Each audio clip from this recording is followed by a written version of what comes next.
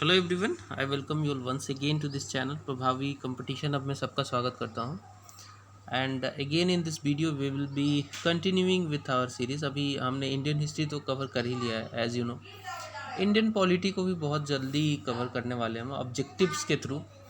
Guys believe me, objective इतना ज़रूरी है ना, बहुत ज़्यादा ज़रूरी है। बिकॉज अगर आप पढ़ लेते हो किताबें और ऑब्जेक्टिव सॉल्व नहीं करते हो तो उस तरीके का माइंड आपका नहीं डेवलप होता है। आपको करना क्या है? आपको करना तो यही है ना, जाके ऑब्जेक्टिव ही तो सॉल्व करना है। जब तक देखोगे नहीं कैसे क्वेश्चन आते हैं, प्रीवियसली कैसा पैटर्न रहा है, कौन से एग्ज़ाम में कैसा क्वेश्चन आया है, you will not understand. Believe me, पढ़ लेना कहते हैं ना थ्योरी, इसमें आपका थ्योरी प्रैक्टिकल क्या है? थ्योरी आपने पढ़ लिया, मतलब बुक पढ़ ली।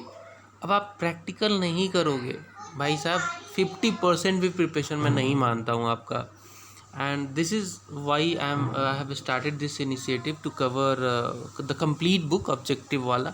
this is one of the gem I would say कि होने वाला है आपके पूरे प्रिपरेशन के कैरियर में। एंड चैनल पे नए हो दोस्तों ज़रूर सब्सक्राइब करना, बेल आइकन को प्रेस कर लेना, मुझे भी थोड़ा सा मोटिवेशन दो ताकि मैं मोटिवेटेड रहूँ आपके लिए। चलिए, इसमें हम लोग बेसिकली यूनियन एग्जीक्यूटिव कर रहे हैं और उसमें प्रेसिडेंट मैंने पिछले करा दिया था पिछले वीडियो में, तो इससे पिछला वीडियो ज़रूर देख लेना।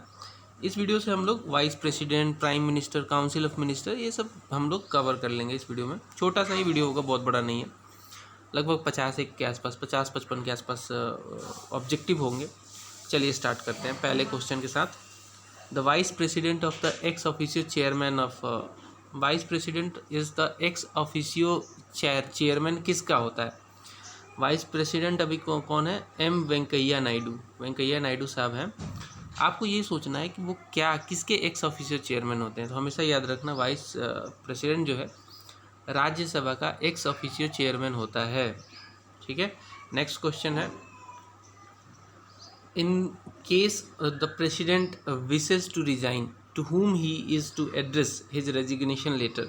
तो जब भी प्रेसिडेंट को लगता है, जनरली ऐसा नहीं होता है, प्रेसिडेंट रिजाइन जनरली नहीं करते हैं, बट ऐसा केस हो सकता है, प्रावधान है। ऐसा केस होता है तो प्रेसिडेंट को अपना जो रेजिग्नेशन है ना, वो वाइस प्रेसिडेंट को देना होता है, वाइस प्रेसिडेंट को। बिकॉज प्रेसिडेंट के हटते ही वाइस प्रेसिडेंट टेक ओवर करते हैं और विद इन 6 मंथ में, मैक्सिमम 6 मंथ में आपको प्रेसिडेंट दोबारा चुन लिए जाना है, ये भी प्रावधान है।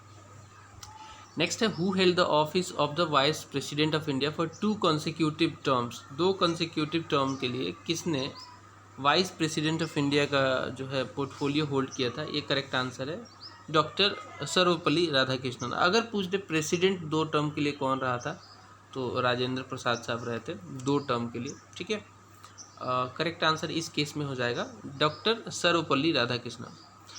अगेन आपको देखना है, इन सारे स्टेटमेंट को कंसीडर करना है और करेक्ट आंसर तक पहुंचना है। ठीक है, 2 स्टेटमेंट है। पहला स्टेटमेंट कहता है, no formal impeachment is required for removal of the vice president. ठीक बात है, चलो देखेंगे। Dispute regarding election of the vice president is referred to election commission. ये तो सही है बिल्कुल। तो क्या इसका सही आंसर होगा? फोर्थ का देखिए, फोर्थ का करेक्ट आंसर है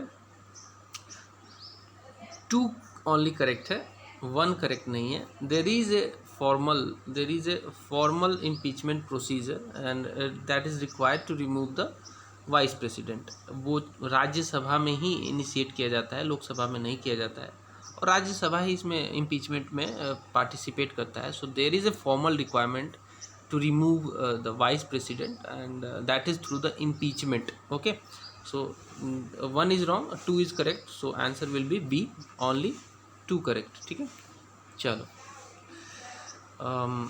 ओके फाइन। 5 नंबर क्वेश्चन देखते हैं।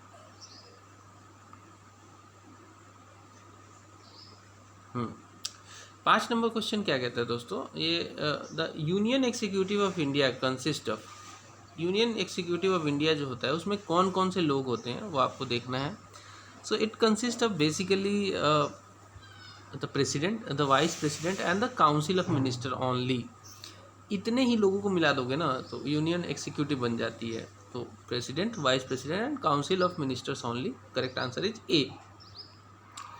छठा नंबर देखिए, which one of the following statement regarding the vice president of India officiating as president is correct. अगर मान लीजिए कुछ हो गया, प्रेसिडेंट साहब ने रेजिग्नेशन दे दिया, सपोज डेथ हो गया, कुछ भी हो गया, तो वाइस प्रेसिडेंट टेक ओवर करेंगे। वाइस प्रेसिडेंट जब टेक ओवर करेंगे तो उनसे रिलेटेड स्टेटमेंट है, वो इसमें से कौन सा सही है आपको देखना है। पहला है, he shall continue to be chairman of council of state. क्या ये सही है? बिल्कुल नहीं। ठीक है, बिकॉज अगर वो प्रेसिडेंट का ड्यूटी कर रहे हैं तो वो अपना चेयरमैन का काउंसिल ऑफ स्टेट का ड्यूटी नहीं करेंगे। He shall cease to be a chairman of council of state, this is correct. तो करेक्ट आंसर हो जाएगा इसका बी। ठीक है, 6 क्वेश्चन देख लिए, 7वां देखते हैं। 7th क्वेश्चन देखिए, आपको कंसीडर करना है इन सारे स्टेटमेंट को और अगेन आपको करेक्ट आंसर पे पहुंचना है। पहला ऑप्शन है इसमें, the vice president is elected by member of N electoral college consisting of the members of both houses of parliament. क्या ये सही है? जी हाँ, ये सही है। ठीक है, नेक्स्ट है, when the vice president discharges the functions of the president he would be entitled to the same emolument allowance privileges to which the president if entitle under the constitution. Very correct, दोनों correct है। Correct answer इसका C हो जाएगा। देखिए, vice president का जब election होता है ना, तो ओनली एक इलेक्टोरल कॉलेज तो बनाया जाता है, कॉलेजियम, उसमें दोनों हाउस के मेंबर होते हैं। लेकिन जब प्रेसिडेंट का मैंने बताया था आपको, तो प्रेसिडेंट में क्या होता था, दोनों हाउसेस के मेंबर तो रहते थे, साथ में स्टेट के लेजिस्लेचर से भी मेंबर जो थे वो भी इसमें स्टेट लेजिस्लेटिव असेंबली के भी मेंबर पार्टिसिपेट करते थे। इस केस में वाइस प्रेसिडेंट में वो नहीं पार्टिसिपेट करते हैं, तो करेक्ट आंसर हो जाएगा सी ओनली 1 और 2। नेक्स्ट है 8 नंबर देखिए, कंसीडर करना है आपको इन सारे स्टेटमेंट को, वाइस प्रेसिडेंट से रिगार्डिंग है और करेक्ट आंसर को चुनना है। पहला इसमें पॉइंट है, the vice president is elected by N electoral college consisting of all members of both the houses of parliament.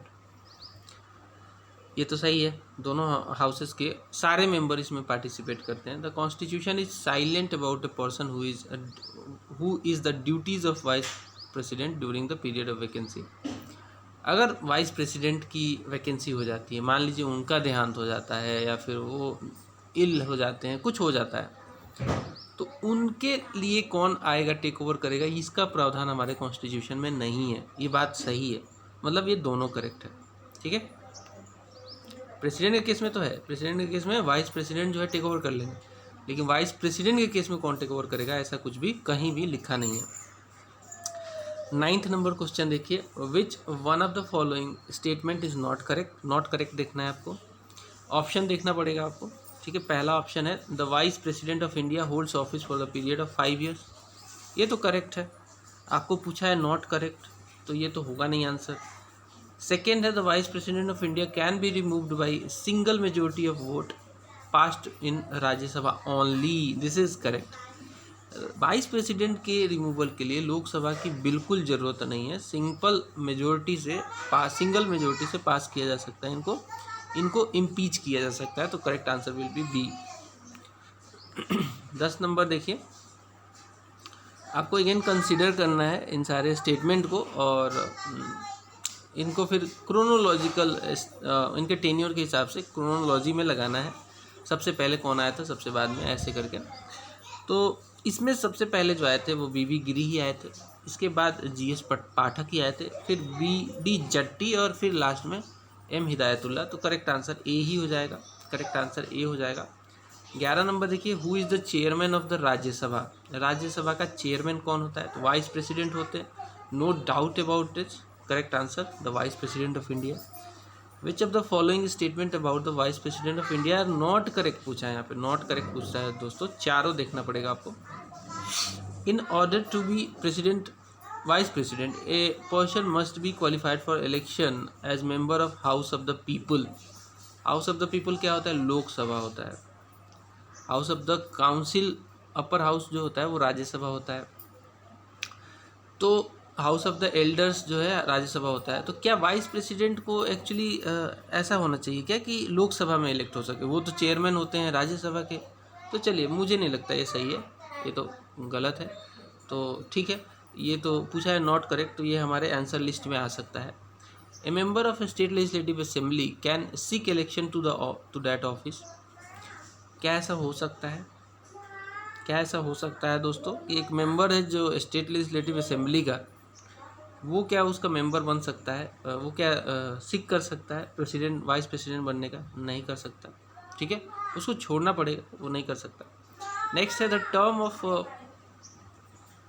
हाँ सॉरी ये करेक्ट है, तो ये हमारे रडार लिस्ट में नहीं आएगा, वो बन सकता है, हमें नॉट करेक्ट ढूंढना है, तो दूसरा तो करेक्ट है, वो कर सकता है बट ऑफिस छोड़ना पड़ेगा। नेक्स्ट है the term of the office of vice president is the same as that of president. क्या 5 साल का होता है? जी हाँ बिल्कुल होता है, तो ये भी सही है, ये दोनों सही है, यानी कि हमारा करेक्ट आंसर जो होना चाहिए। चौथा भी देख लेते हैं, he can be remove through a formal impeachment, choose the correct answer आपको चुनना है, नॉट करेक्ट में आपको चुनना है। तो he can be remove through a formal impeachment, क्या वो फॉर्मल इम्पीचमेंट के द्वारा हटाए जा सकते हैं?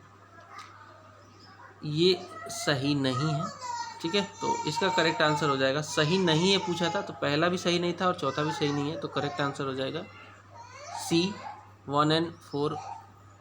13 नंबर देखिए, the proposal relating to dismissal of vice president can be presented in. कहाँ पे प्रेजेंट किया जा सकता है? वाइस प्रेसिडेंट के रिमूवल से रिलेटेड जो प्रपोजल है वो राज्यसभा ओनली में ही किया जाएगा, लोकसभा का उसका कोई भी रोल नहीं है दोस्तों। नेक्स्ट है, which of the following vice president was not appointed as president of the country. आपको चुनना है करेक्ट आंसर। करेक्ट आंसर है इसका कृष्णकांत जो है प्रेसिडेंट नहीं बने थे, बाकी ये सब लोग प्रेसिडेंट भी बने थे, ठीक है। नेक्स्ट है, the resolution of removing the vice president of India can be moved in. ये ओनली एंड ओनली राज्यसभा में ही मूव किया जाता है, कभी भी लोकसभा में ये नहीं जाता है, क्योंकि ये मेंबर चेयरपर्सन ही होते हैं राज्यसभा के। Who among the following have held the office of the vice president of India. So correct answer will B Muhammad Hidayatullah and Shankar Dayal Sharma. These were not the vice president. 2 and 3 were the president. So correct answer is B. That's all friends. मिलते हैं अगले video में एक नए topic के साथ, prime minister discuss करेंगे। Bye bye.